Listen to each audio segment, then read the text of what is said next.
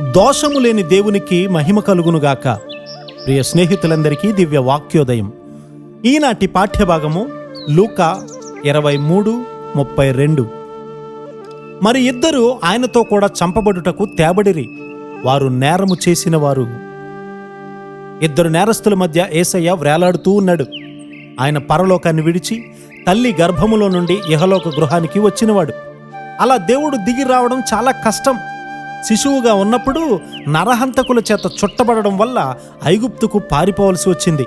ఈ పాపపు స్వభావం కలిగినటువంటి పిల్లలతో ఎదిగి వారితో పాటు తిరిగాడు.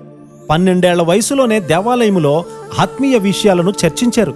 పెద్దవాడైనప్పుడు తనను నమ్మని సహోదరుల మధ్యలో ఉన్నారు. దేవుని రాజ్య సంబంధ అవసరాలు ముందు చూడాలని తల్లిదండ్రులకు బోధించేవాడు.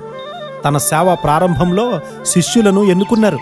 వారిలో కొంతమంది తీవ్ర స్వభావం కలిగిన వారు. పేతురు తొందరపాటు కలిగినవాడు.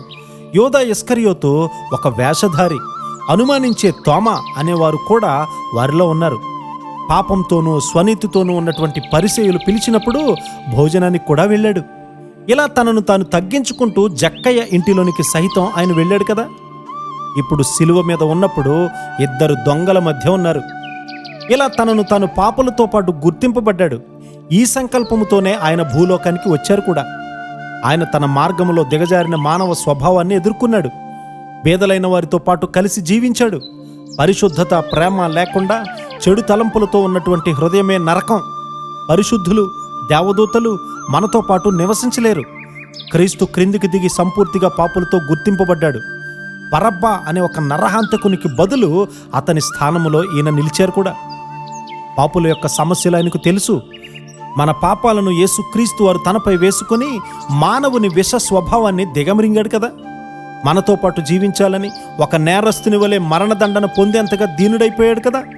నీ ప్రమేయం నా ప్రమేయం లేకుండా, ఆశ లేకుండా యేసు ప్రభువారు ఏమీ చేయలేడు. మన పాప స్వభావాన్ని యేసుక్రీస్తు వారు సమాధిలో పాతిపెట్టారు. ఆయన నీ కొరకు నా కొరకు మరణించారు. ఆయన అతిక్రమ క్రియలు చేసిన వారిలో ఒకడుగా ఎన్నిక చేయబడ్డాడు. పాపం యొక్క జీతమైనటువంటి మరణాన్ని ఆయనే పొందాడు. అయితే మనలను గూర్చి ఆయనకు అంతా తెలుసు గనుక ఆయనే మనలను రక్షించగలడనే నిరీక్షణ మనకు కలుగునుగాక. ఆమేన్.